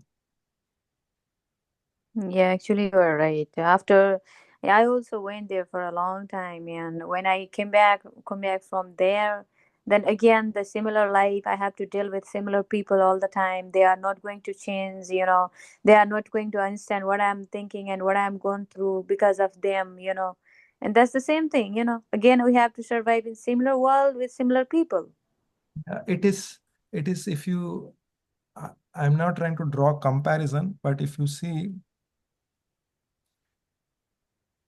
Srila Raghunath Das Goswami in his example at one point of time, okay, it is in our scriptures, it is said that, okay, one should not be a Markat Vairagi. Markat Vairagi is one, Markat means monkey. One should not be a renunciate like a monkey. What the monkey does? Monkey does not wear any clothes. Monkey eats vegetarian food. And in that vegetarian also, he does not eat food from cooked food. He eats only like, okay, roots and fruits. Like, okay, if you see roots and fruits, if someone is eating, oh, that is a very austere life, right? And no Yeah. clothes. Hey, he lives only in trees only. But in the mind of the monkey, he's always trying to think of female monkeys. Mm-hmm. The monkey is always gratifying his senses like, okay, with this. And then if you see the monkey is always enjoying with females. That is, although he has a lifestyle like that, but then his mind is always, his senses are occupied in all these nonsense things. So, Mm-hmm. so the real thing is like, okay, how do you, we may not be, see, we may not be very austere, or we may not be top class, like, okay, in our day one. But what will happen is, in through this bhakti process, one gradually advances. And when he gradually advances, Krishna is saying that, okay, one could be a renunciate, but more than that, even if one is in his own ashram, okay, one may be a grihastha or something, but if he is trying to do something in the bhakti process, he would be advancing much more than any other yoga process that anyone follows. And with full conviction, I can say, because over the years, I have seen this actually, that one could be doing many different types of yogas or doing many different types of devotional activities. But over the period of time, if you look at it, what will happen is, if they have not developed that devotion or faith, then when the time of difficulty comes, then your mind gives away. Okay. And the whole point is like, okay, one has not utilized his time to tame the mind. Hare Krishna. Okay. Hare Krishna. I hope I that have, helps, Mataji. yeah, of course, you have a solution of everything, what I believe is, And my another The question Prabhupada is, has that solution. I am just a menial servant actually. that's your, gratitude. That's your, ये बड़ापन बोलते हैं ना. No, no, no, no. This is a reality because I have also experienced these ones. Like whatever you're asking, right? These are very genuinely good questions. Oh, thank you. I appreciate. And what I feel nowadays, I'm chanting these mantras regularly, and I'm feeling different. Before I go to the temple, I get these mantras. I know about this mantra very long time, but I didn't practice regularly. All about is practice. And uh, yesterday, what I thinking was. Um, in yoga we said there are 8 limbs of yoga means that's not only a posture, it's about yama niyama pratyahara. Then 4 is only posture. Before that we have to follow 3 4 before that, in yama niyama we like Patanjali said on that, if one person think like I'm not going to murder anyone physically, I'm not murdering or I'm not raping or I'm not stealing other stuffs in reality, but I'm thinking that things in my mind also is my action and I'm the responsible for that. Like every people, if I see a handsome guy with six pack and good bicep tricep, good looking, and I feel like, oh, this guy is so handsome, wow, yeah, if I like get a chance to date him or marry with him. Same things to the boys. I'm not only the one girl or one woman like that. Everybody, because we all are human. So I'm not going to having a sex on reality, but I'm thinking that on my mind. Does it affect or not? When you said does it affect, can you say In our karma, like we are talking about, we are responsible for our action. Even Duryodhan, even Dhritarashtra is responsible. His son are killed by in war after so many years because he killed 100 birds. He yeah, make them blind got and your he killed. question? I got your question. Your So your okay, point is, thank you. so your question is some supposing like okay, some thought like this crosses my mind, which could be um it could be a lusty thought, like okay, which crosses my mind. Then in that case, am I does it affect my karma, right? Yes. So in this age of Kali, the thoughts that crosses, they do not affect our karma. In this For this age of Kali, we have been given this concession that the thoughts do not affect our mind. However, there is another thing that is Krishna says in Bhagavad Gita. You will see that Krishna says that if we contemplate on our thoughts, that means if we think on these thoughts, then what will happen is that we will be tempted to take action on that. So, what is the best course of action is like, okay, let's say in our mind, if we contemplate and if we think that okay, there is something which may have been impure in our thoughts, then we should immediately take the shelter of Krishna and we should pray that okay, Krishna, please save me from these thoughts. In fact, a very real good way to do is we should when we chant the Hare Krishna Mahamantra, we should bring about I will explain in detail in a near future class on how we should chant, what should be our prayers when we chant, that way that we feel purified. So we should pray that, okay, Krishna, I've been getting these kind of thoughts. Please help me so that I'm able to come out of this. But to your, I addressed one thing, that is the karma part. No, we are not affected. Secondly, on how we can get purified, because there are courses where we could act on that if we think on that. So we have to come out of any kind of thoughts which we understand may not be pure in nature. Does that help, Mataji? Um, yeah, I have another question same time, Okay, this would be the last question. Yeah. Um, there are a lot of, you already told that we have 4 rules, we have to follow that, right?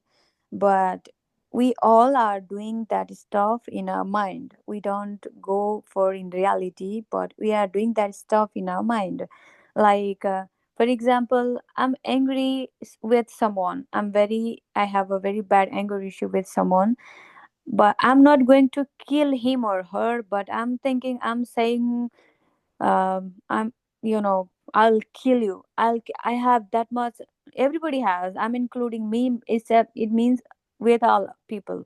And I have a thinking in my mind, I will kill you. What the differences are, some people are do that in reality, but many of us doing that in our mind. you know like the first, everything happens in your mind. Then some people control that. Some people take a shelter of Lord Krishna or Allah or Jesus or something else. But very rare people, they are not able to control that, and they go for the reality. They kill people, they rape people, they sell people. They steal. A lot of bad karmas are there. What I think is, in yoga also, that explains, if you think like that in your mind, you are responsible for that too. Yeah, so Patanjali said that. in Kali Yuga there is that concession. Krishna says that okay, in Kali Yuga, in Srimad Bhagavatam it is said that okay, that there is this concession in this age of Kali from the thoughts of the mind. However, as I was mentioning, that if we contemplate on that, Krishna says, goes in very, very detail actually on this, that if we contemplate on the thought, then what happens? We have a tenacity to act on that.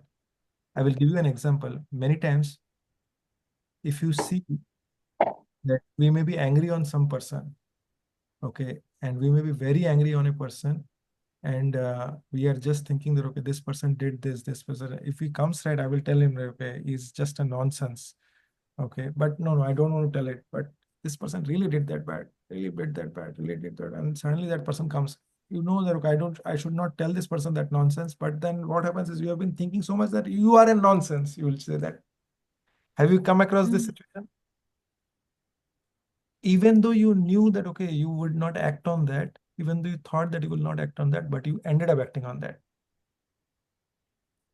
Yeah, I'm able to control my all anger with me. I have a lot of tolerance power. I can tolerate anything, anything. People, they don't have power to make me angry. I have more than that power. Nobody can make me angry. I never show anger on my face because I know the technique. I know the how our mind works. But I'm taking that all stuff in my mind. Still, I'm taking that stuff all my mind. I'm not going to do in reality no actions on it. I'm not going to in front of them and say, you are hurting me, you are do this, I don't like this, or never. But I keep that all stuff on my mind and on my heart you know and I wish and I pray that you are able to still control it. But Krishna is saying this because he's the one who is our designer. He is saying this. Patanjali is just another person actually. He's a Rishi Muni. He's a creation of Krishna. If it is a question of who is higher, to be the who is considered to be the um, absolute truth, is no, no, no, no, no, no, never. That's not my question. I never compare I'm Lord saying this, Krishna with anybody else.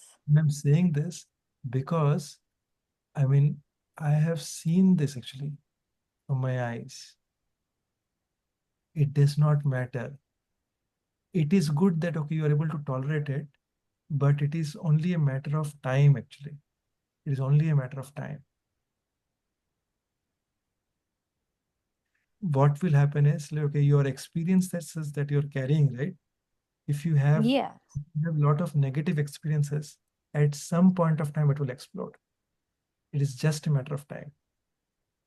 Yeah, I know I have anger issues on someone or something, but I follow the techniques I study in yoga and in meditation.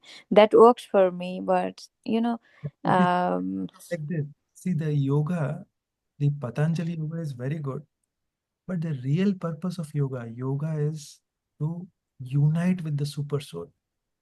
exactly, Okay, that is the meaning of yoga in Latin. exactly. You're right. So unless, and that is where all the strength is coming from. That is the source of all strength. Unless and until that is there, no matter what we are doing, we may not be affected with that. That is a good thing. That is mercy. Okay, but the Hmm. ability of a person, you are saying, right? Okay, I can control. Krishna is saying the ability of a person. I am the ability of the person, Krishna is saying. The abilities that we have got is actually coming from Krishna. Oh, Krishna can keep it and he can withdraw it as he wants it. wow. Okay, and like I'm sure about that now. Like I'm taking in that mind, all stuff in my mind or soul or heart, wherever. No, It doesn't affect my karma. what we should do is like we should pray intensely. Krishna, remove these sins. I am telling you, whatever little things that I have had in years back, decades back, right? They are all coming back now. Oh, I am telling with practical experience, and that is it is all like, okay in the process of cleansing. And every time I pray that okay, oh Krishna, please save me from these things. oh, wow. Most of the time, my mood is I'm in the like where I. That's why I say I'm very peaceful and very happy soul. But when I mm, go to the different places, and how my question is how you deal with So this I kind think of we're done with people. last question. So we'll take Okay. in our next session because I know some of us have joined from India. It is over 11 o'clock actually in India. Oh, yeah. Yes. So we'll stop here, but we'll go in more detail actually. This one I wanted to cover the overview sessions and then we'll get into the details of Bhagavad Gita.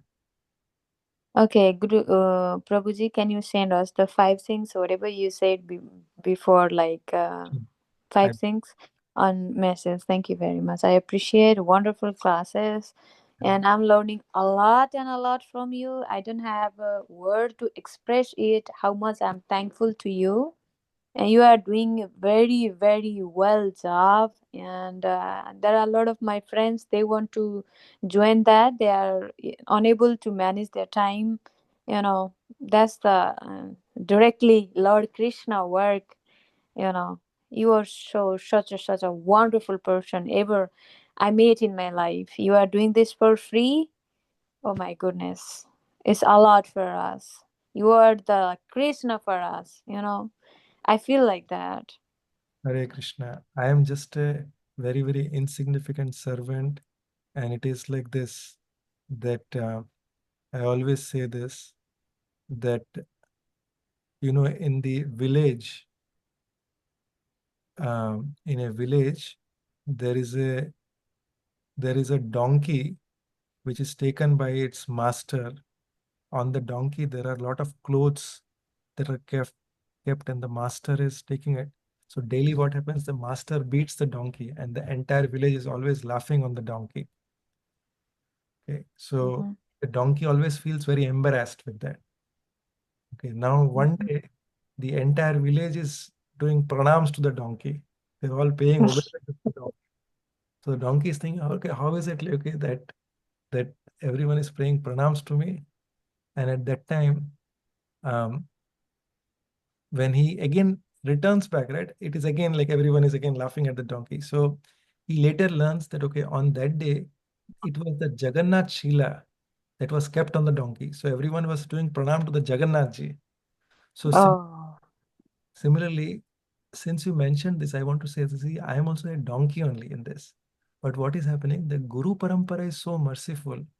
Because of that, they use me, okay, to share whatever good thing I have got, I just share that. And it is, and as a sharing, it is like my job is just like a postman. What does the postman do? The postman just delivers letters. Okay, he delivers letters, he delivers money orders, but those letters do not belong to him. He has just received it and he is just sharing it. He has received the money and he's just sharing. That is his job. So I am in the role of a servant, and my job is to just share. That is it. Oh, yeah. Lord Krishna says in, I don't exactly remember the Sanskrit slok, but he mentioned that the person who gave my knowledge to other person, that means, maybe you know the slok, you remember the lines in Sanskrit. He mentioned that if we give his knowledge to anybody, we are the, I don't know how to say it, but I hope you understand. Yes, Lord Krishna says in 12th chapter that one person who distributes knowledge, or who helps in distribution of this knowledge, is very dear to me. He Yes, he, ex- very close to me. he explains this in, he tells like who are all dear to Krishna, and he tells in 12th chapter of Bhagavad Gita, he gives 8 or 9 scenarios of people who are dear to the Lord. So among this, like one of these is this one, like one who helps to distribute this knowledge, like one who distributes what I am sharing is very dear to me. So all of you are that. All of you are very dear to Krishna. All of you are very dear to Srila Prabhupada. One who is hearing is so dear to Krishna. One, that means that person has attraction towards Krishna. Hare Krishna. Mhm. Hare You all Krishna. very much. I am very, very grateful for all of your association, taking so much time to hear. Thank you very much. Hare Krishna. Hare Krishna. Thank you very much. Have a wonderful day, everyone. Have a wonderful week. And I sincerely offer my prayers for all of you and your families at the lotus feet of Shishi Gaurnitai, Shishi, most merciful Shishi Radha Kunjuberi, and Adoshudashi Jagannath Baladev Subhadramai, and at the lotus feet of Guru Parampara and Srila Prabhupada, so that you have a very, very blissful week, and we'll see you next week. Hare Krishna. Dandavat Pranam.